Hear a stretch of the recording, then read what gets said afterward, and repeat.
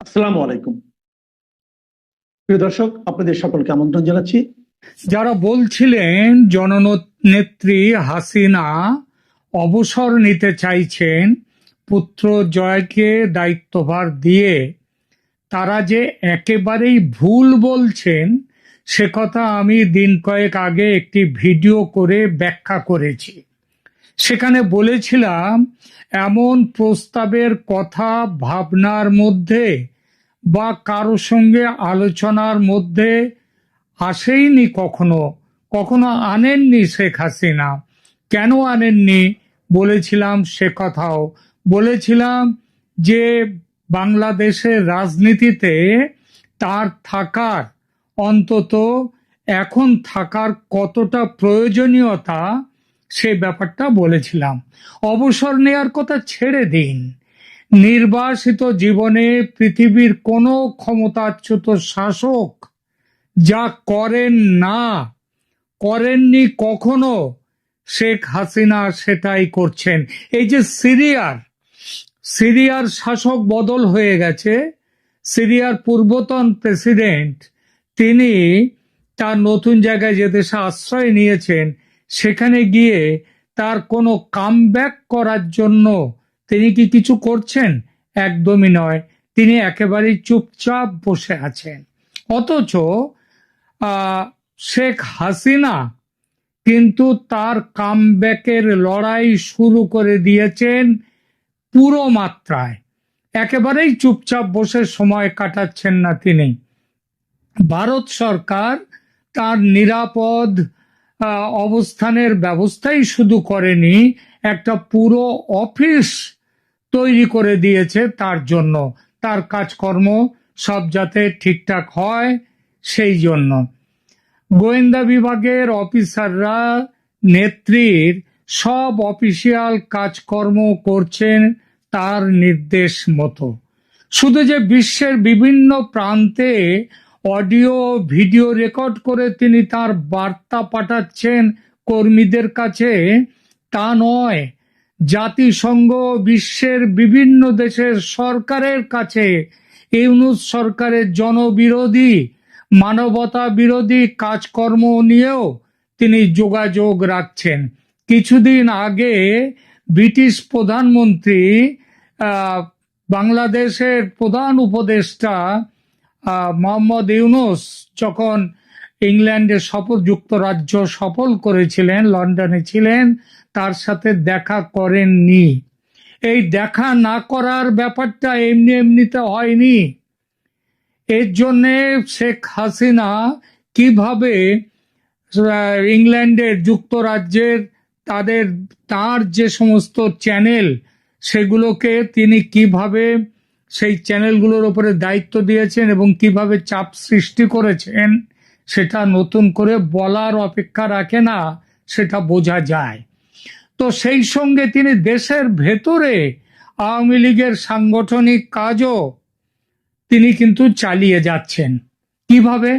দেখুন, বাংলাদেশে মোট জেলার সংখ্যা 64টি, কিন্তু আওয়ামী লীগের সাংগঠনিক জেলার সংখ্যা সম্ভবত 78টি। এই 78টি সাংগঠনিক জেলার মধ্যে 4-5টি জেলা ছাড়া বাকি সব জেলার সঙ্গে নেত্রী কিন্তু যোগাযোগ রেখেছেন নিয়মিত। তিনি হোয়াটসঅ্যাপ অ্যাকাউন্ট খুলেছেন এবং সেই বেশ কিছু হোয়াটসঅ্যাপ অ্যাকাউন্ট খুলেছেন। তার কিছু হোয়াটসঅ্যাপ অ্যাকাউন্টে তিনি নিজে হচ্ছেন অ্যাডমিন হয়েছেন, তিনি অ্যাডমিন হিসেবে কাজ করছেন। তো এই 4-5টি যেটা বললাম, 78টি জেলার মধ্যে 4-5টি ছাড়া বাকি সব জেলার সঙ্গে তিনি কিন্তু যোগাযোগ রেখে দিয়েছেন নিয়মিত। আন্দোলনের রূপরেখা নিয়ে তাদের প্রয়োজনীয় নির্দেশ আদিও তিনি কিন্তু দিয়ে যাচ্ছেন। তিনি যে চূড়ান্ত সংগ্রামের জন্য দৃঢ় প্রতিজ্ঞ সেটা তার এইসব কাজের মধ্যে দিয়ে কিন্তু স্পষ্ট হয়ে যাচ্ছে। আগস্ট মাস আওয়ামী লীগের কাছে অতি উল্লেখযোগ্য মাস। এটা সারা দেশের মানুষের কাছেই ছিল শোকের মাস, কিন্তু এই মাসটিতে আওয়ামী লীগ বর্তমান ইউনূস সরকারকে একটা বড়সড় জবাব দিতে যে তৈরি হচ্ছে তার অনেকগুলো ইঙ্গিত কিন্তু মিলছে। এই ইঙ্গিত বাংলাদেশের ভেতরে বাইরে সর্বত্র পাওয়া যাচ্ছে। ভারতে বসে থাকা দলের নেতারা এতকাল চুপ করে বসেছিলেন, এখন গা ঝাড়া দিয়ে উঠছেন, এটা টের পাচ্ছি। এতকাল নেত্রীর সঙ্গে দলের নেতারা দেখা করতে পারতেন না, নিরাপত্তার কারণে ভারত সরকার খুব বড় একটা নিরাপত্তা বলয় রেখেছিল নেত্রীর চারপাশে। সম্প্রতি ভারত সরকার সেই নিরাপত্তা বেষ্টনের কড়াকড়ি বেশ খানিকটা কম করেছে।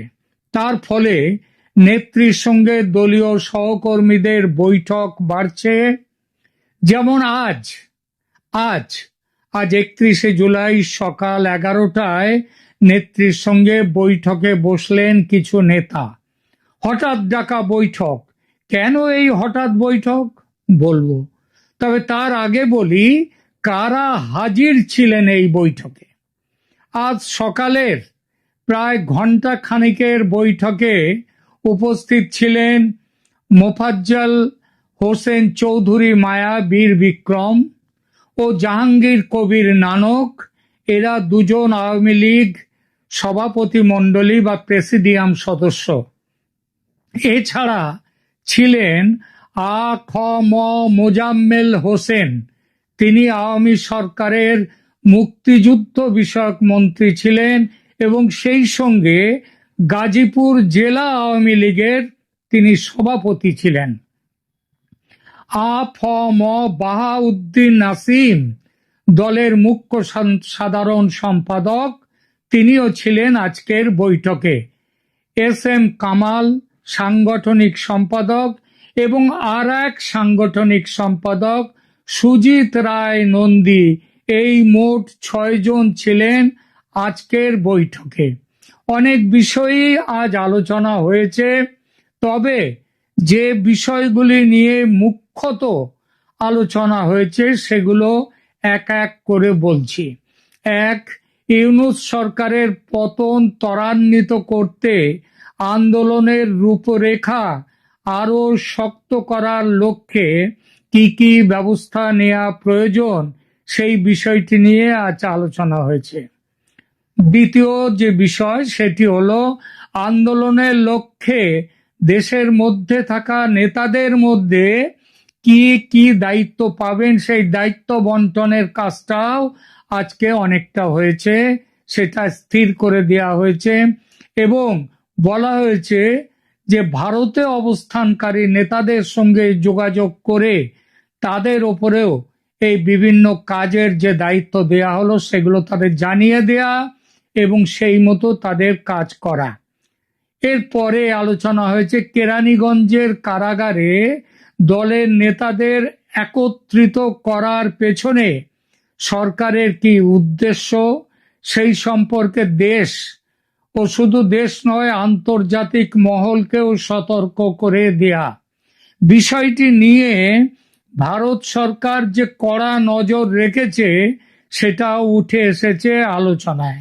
যদি কোনো হত্যাকাণ্ড এই নেতাদের করা হয় তাহলে যে ভারত সরকার যেখানে গোপালগঞ্জের ব্যাপার নিয়ে এত কড়া প্রতিক্রিয়া দিয়েছে, এবারে সেই প্রতিক্রিয়া যদি এরকম কোনো ঘটনা ঘটে যে আওয়ামী লীগের নেতাদের জীবনহানির কোনো সম্ভাবনা কিংবা জীবনহানি ঘটে যায়, তাহলে কিন্তু ভারত সরকার কি ব্যবস্থা নেবে আজকের বৈঠকে সেই বিষয়েও সবাইকে জানিয়ে দেওয়া হয়েছে।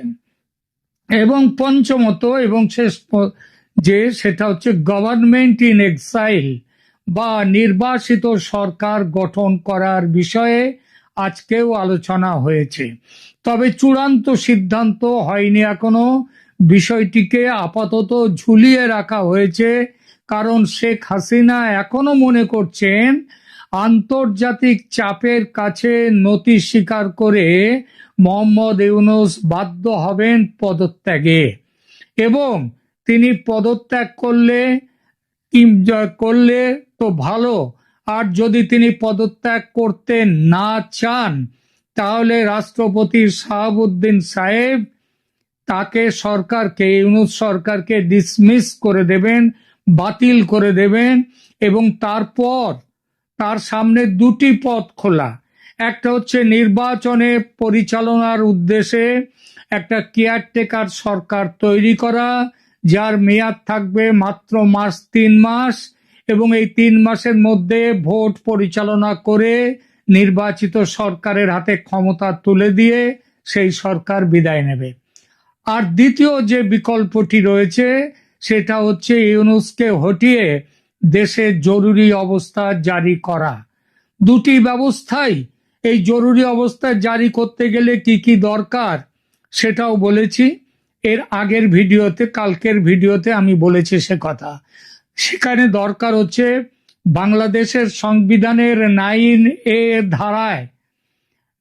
ধারা উপধারায় সেখানটায় বলা হয়েছে যে রাষ্ট্রপতি দেশে জরুরি অবস্থা জারি করতে পারেন প্রধানমন্ত্রীর সুপারিশের ভিত্তিতে। প্রধানমন্ত্রী হিসেবে শেখ হাসিনা এখনো আছেন, তাকে দেশ থেকে হটিয়ে দেওয়া হয়েছে গায়ের জোরে, তাকে সরিয়ে দিয়ে ক্ষমতা দখল করা হয়েছে, কিন্তু আইন অনুযায়ী, বিধি অনুযায়ী তিনি এখনো দেশের প্রধানমন্ত্রী, কারণ তিনি কোনো পদত্যাগ পত্র দিয়ে দেশ থেকে চলে যাননি। সুতরাং তাকে, শেখ হাসিনাকে দিয়ে নতুন করে সুপারিশপত্র জারি করে দেশে জরুরি অবস্থা জারি করাটা এটা কিন্তু বড় কোনো কাজ নয়। আর মনে রাখবেন, তেমন কোনো সম্ভাবনা হলে, তেমন কোনো পরিস্থিতি তৈরি হলে ক্ষমতা কিন্তু আসলে দেশ চালাবার ক্ষমতা কিন্তু শেখ হাসিনার হাতেই আসবে। যেটাই হোক না কেন, এই দুই বিকল্প ব্যবস্থা, কেয়ারটেকার গভর্নমেন্ট অথবা জরুরি অবস্থা জারি করা, এই দুটি ব্যবস্থাই আওয়ামী লীগের পক্ষে অনুকূল। এজন্যই নির্বাসিত সরকার গঠনে দেরি করছেন নেত্রী। এই অপেক্ষার আরো একটা বড় কারণ দেশকে গৃহযুদ্ধের হাত থেকে রক্ষা করা। সব মিলিয়ে যে সত্যটি আজ সকালের হঠাৎ ডাকা বৈঠক থেকে উঠে এলো সেটা হলো প্রাথমিক স্থবিরতা কাটিয়ে পুরোপুরি অ্যাকশন মোডে এসে গেছেন জননেত্রী শেখ হাসিনা। জোরদার শুরু হয়েছে প্রত্যাঘাতের পালা এবার। আর এই প্রত্যাঘাত শুরু হতে কিংবা প্রত্যাঘাতের কথা কানে যেতেই রং পাল্টাতে শুরু করেছেন সরকার প্রধান ইউনূস এবং সেই সঙ্গে সেনা প্রধান ওয়াকারুজ্জামান। দুজনেই ভারতের কাছাকাছি হওয়ার জন্য একেবারে তোষামোদ শুরু করেছেন। ইউনূসের মুখে আর পুরনো ভারত বিরোধিতার সেই সব লম্বা চওড়া বুলি আর নেই, কারণ আমেরিকার কাছে নিজেদের বিকিয়ে দিতে গিয়ে চীনের বিষ নজরে পড়ে গেছেন মোহাম্মদ ইউনূস। আর ইউনূসের উপদেষ্টাদের মুখেও এখন আর চীনের কথা শুনবেন না, তাদের মুখে কুলুপ পড়ে গেছে। আর সেনাপ্রধান জনাব ওয়াকারুজ্জামান, নির্ভরযোগ্য সূত্র বলছে ভারতীয় সেনাপ্রধানকে ফোন করে তিনি জানিয়েছেন যে গোপালগঞ্জে গুলি চালানোর হুকুম তিনি দেননি, সেটা দিয়েছে যশোর ক্যান্টনমেন্টের দায়িত্বপ্রাপ্ত মেজর জেনারেল। এর মানেটা কি? মানে হলো ওরা ভয় পেয়েছে। এখন দেখা যাক আগস্ট মাস শেষ পর্যন্ত কি আশীর্বাদ নিয়ে আসে বাংলাদেশের জন্য। দেখা যাক সেটা আশীর্বাদ না অভিশাপ। কারণ আবার বলছি, রাজনীতিতে চূড়ান্ত কথা বলে কিছু হয় না, রাজনীতি সব সময় পরিবর্তনশীল। সুতরাং আশীর্বাদ না অভিশাপ সেটা আছে ভবিষ্যতের গর্ভে। এখনকার মতো এখানেই রাখছি।